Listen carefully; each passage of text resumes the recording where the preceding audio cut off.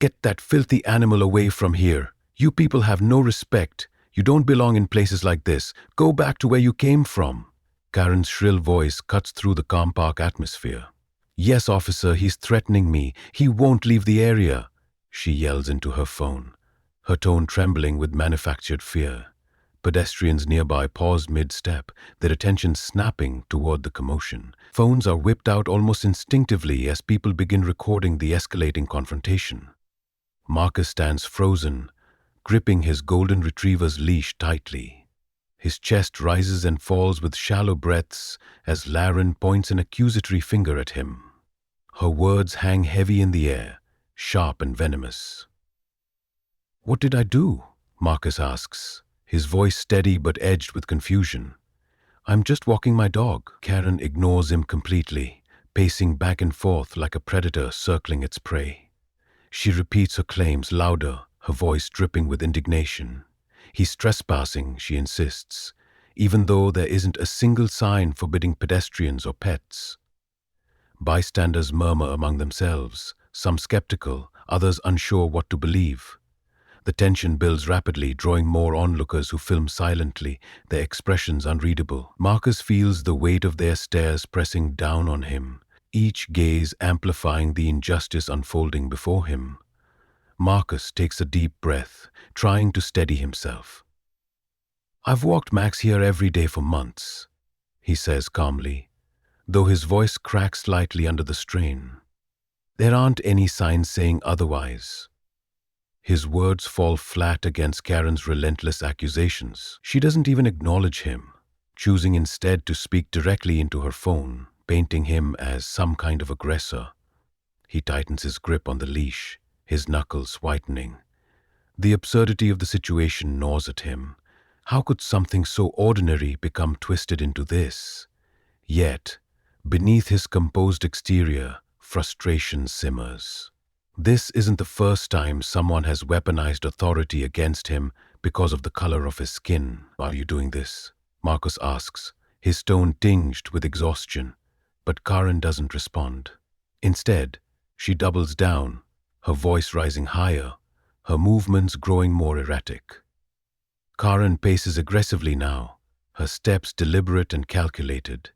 Each stride seems designed to intimidate, her body language predatory as she circles Marcus. "You need to leave," she demands, her voice cold and unyielding. "This is private property." Marcus shakes his head, disbelief etched across his face. "Private property? That's not true, and you know it." But Karen refuses to engage further. Instead, she turns her attention back to the phone, her voice laced with faux panic. "He's refusing to go. What if he hurts someone?" Her words slice through the air, sharp and accusatory. Marcus feels trapped, cornered by her manipulation. Every attempt to reason only seems to dig him deeper into a hole he didn't create. The crowd grows larger, phone still raised, capturing every word. Yet no one speaks up in his defense. The distant wail of sirens pierces the tension-filled air, growing louder with each passing second. Marcus's heart pounds in his chest as the sound draws nearer. "Here we go again," he mutters under his breath, his jaw tightening. The arrival of law enforcement signals a shift, a moment that could either validate Karen's lies or expose the truth. But Marcus knows all too well how these situations often play out. As the first cop car pulls up, the scene becomes charged with anticipation. Karen straightens her posture, her expression smug, while Marcus braces himself for what comes next. The officers step out of the vehicle, their presence commanding yet unsettling. Sunlight filters through the blinds of Marcus's small apartment, casting soft patterns on the cluttered desk where his laptop hums softly. He rubs his eyes, still heavy from another late night spent editing videos aimed at exposing racial injustices. "I can't stop now," he mutters to himself, scrolling through comments on his latest TikTok post. Some messages are uplifting. "Thank you for speaking out," or "Your voice matters." Others sting sharply. "You're too divisive," one reads. "Why do you always play the victim?" Marcus exhales slowly, shaking off the negativity. He knows the work he does isn't easy, but it's necessary. Through short clips and raw footage, he sheds light on microaggressions, systemic racism, and everyday struggles faced by marginalized communities. Each video sparks conversations, challenging people to confront uncomfortable truths. As he gets ready for the day, Max, his golden retriever, wags his tail eagerly by the door. Marcus smiles faintly. "All right, buddy, let's clear our heads." The park is peaceful this morning, a stark contrast to the digital battleground Marcus navigates daily. The crisp air fills his lungs as Max trots ahead, leash taut in Marcus's hand. "These walls keep me grounded," Marcus whispers to himself, watching Max sniff curiously at every tree. For a moment, the weight of online hate feels distant, replaced by the simple joy of companionship. But even here, tranquility feels fragile. Out of the corner of his eye, Marcus notices someone staring. Karen, sitting stiffly on a bench across the field. Her gaze lingers longer than it should, her posture tense and unwelcoming. He hesitates briefly, then shakes his head. Probably nothing, he reassures himself. Though unease begins to creep in, Karen's glare intensifies as Marcus passes by, her rigid posture radiating hostility. She shifts uncomfortably on the bench, her lips pressed into a thin line. Marcus tries to ignore her, focusing instead on Max's playful antics, but something about her demeanor unsettles him. It's not just her stare, it's the way she clutches her phone tightly as if preparing for something. "Why is she looking at me like that?" Marcus wonders aloud, his grip tightening slightly on the leash. He glances around, hoping someone else might notice, but the park remains eerily quiet. Karen stands abruptly, brushing off her pants. She takes a step forward, her movements deliberate and calculated. "This doesn't feel right," Marcus murmurs under his breath, his instincts screaming caution. Before he can react further, Karen approaches, her expression unreadable but charged with intent. "Excuse me, sir," Karen calls out, her voice deceptively sweet as she approaches Marcus. "You're not allowed to walk your dog here." Marcus stops mid-step, turning to face her, his brow furrowed in confusion. "I've been walking Max here every day for months. There aren't any signs saying otherwise." Karen crosses her arms, tilting her head slightly. Her tone remains light, but there's an edge beneath it, a subtle challenge. "Are you sure? Maybe you missed them." Her words hang in the air, dripping with insinuation. Marcus feels a flicker of unease, recognizing the familiar undertone of bias cloaked in politeness. "Well, maybe you didn't notice them because you weren't paying attention," Karen says, her voice laced with condescension. Marcus exhales sharply, keeping his tone measured. "I think I'd remember seeing a sign if there was one. I come here all the time." Karen smirks faintly, leaning back on her heels.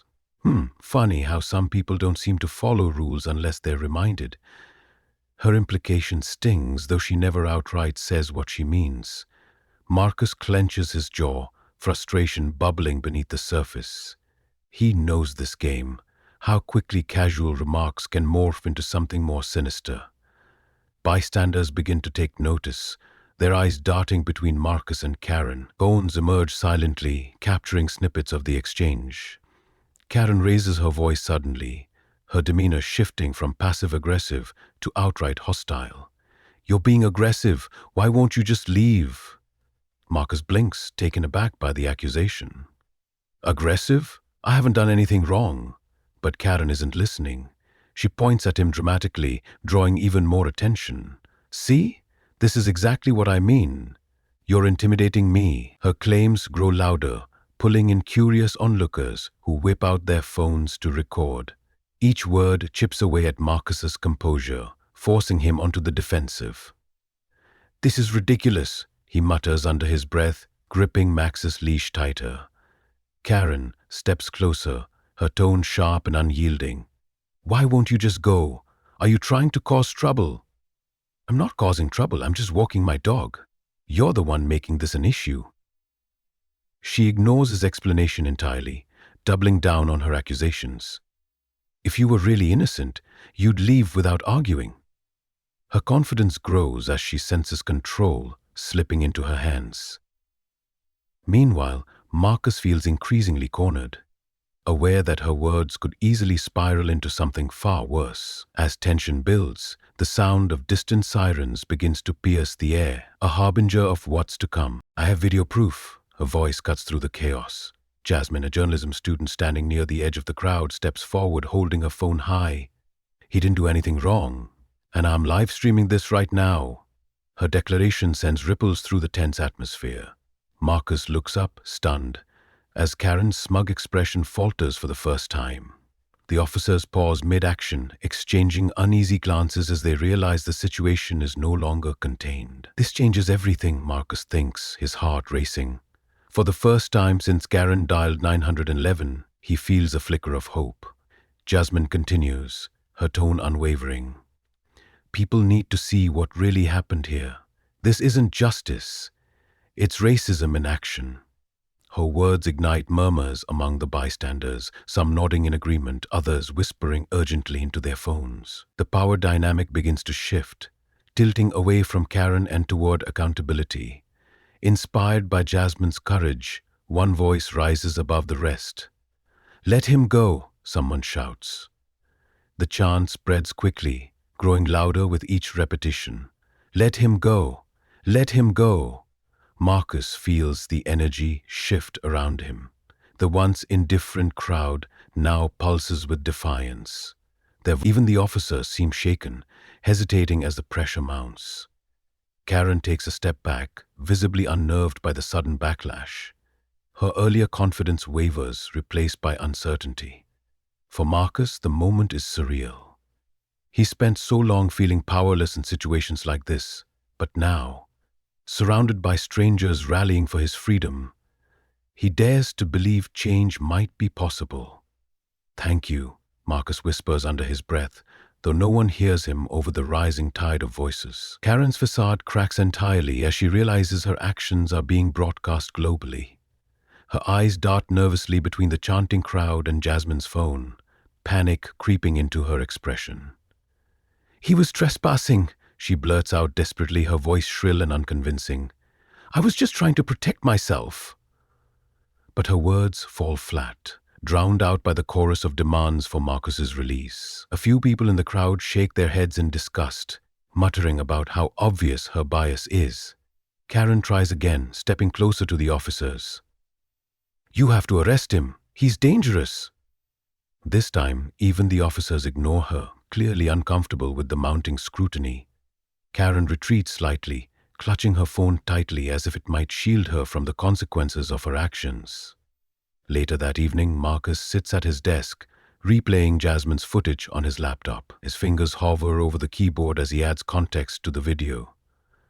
A raw account of systemic racism, privilege, and the dangers of unchecked bias.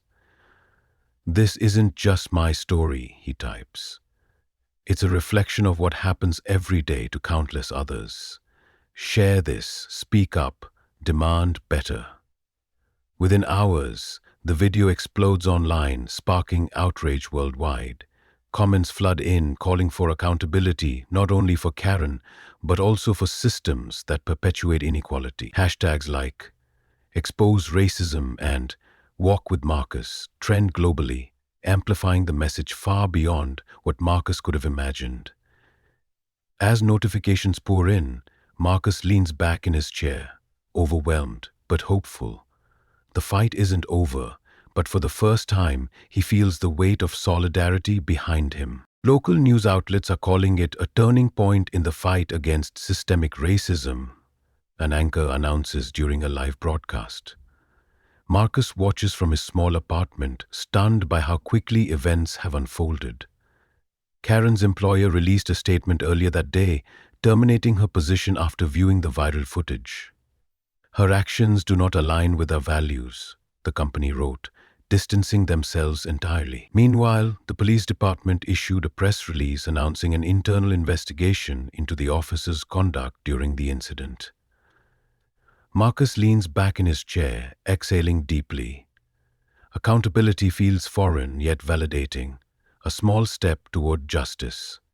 But he knows this is only the beginning. As the hours pass, Marcus's TikTok becomes a catalyst for something far greater than he imagined. People around the world share their own stories of racism, using hashtags like expose racism and walk with Marcus to unite their voices. This happened to me at work last week, one user comments. Thank you for giving me the courage to speak up. Another writes, your video made me realize I can't stay silent anymore. Let's keep pushing for change. The movement grows organically, creating a platform for marginalized communities to amplify their experiences. Marcus scrolls through the comments, overwhelmed by the outpouring of support and solidarity. It's not just my story anymore, Marcus mutters to himself. It's everyone's story now. He begins drafting responses, thanking people for sharing their truths while encouraging them to keep speaking out. Each message reinforces the power of collective action, fueling his determination to keep fighting. Days later, Marcus returns to the park where everything began. Instead of hostility, he finds an electric atmosphere of unity. Supporters fill the space, holding signs that read, "Justice for Marcus" and "End systemic racism." Strangers approach him, shaking his hand or offering words of gratitude. "You've inspired so many of us," a young woman says, her voice trembling with emotion. "Thank you for standing your ground." Marcus nods, humbled by their presence. The same spot that once symbolized humiliation now radiates resilience. "I didn't expect this," Marcus admits quietly to a man standing nearby. "But seeing all of you here, it gives me hope." The crowd buzzes with energy, their shared purpose transforming pain into progress. Standing on a makeshift platform, Marcus addresses the gathering, his voice steady but filled with conviction. "This fight isn't over," he begins, pausing to let the weight of his words settle. "Systemic racism doesn't disappear overnight, but together we can rewrite the narrative. We can demand accountability. We can create spaces where everyone feels safe and valued." His speech resonates deeply, drawing cheers and applause from the crowd. "We've shown what happens when we stand united," Marcus continues. "Let's keep pushing forward, for ourselves, for each other, and for future generations." The audience erupts in agreement, their chants echoing through the park. For Marcus, the moment feels monumental yet incomplete. There's still work to be done, battles to fight, and stories to tell. As the rally continues, Marcus steps down, greeted by strangers eager to share their ideas for driving further change. The screen fades to black, but Marcus's voice lingers. One final, powerful question directed at the audience. "What will you do to stand against injustice?" he asks, his tone unwavering yet reflective. "Will you stay silent, or will you take a stand?" His words hang in the air, urging viewers to confront their own role in the fight for equality. It's not just about Marcus's story, it's about what happens next. A text overlay appears, reinforcing the call to action. Share your thoughts in the comments below. Did this story inspire you? Like, subscribe, and join the conversation to help make a difference. The message is clear. This isn't the end of the journey. Every comment, share, and subscription amplifies the movement, sparked by Marcus's courage. This is how we keep the momentum going. Marcus's voice echoes softly, reminding viewers that change starts with them.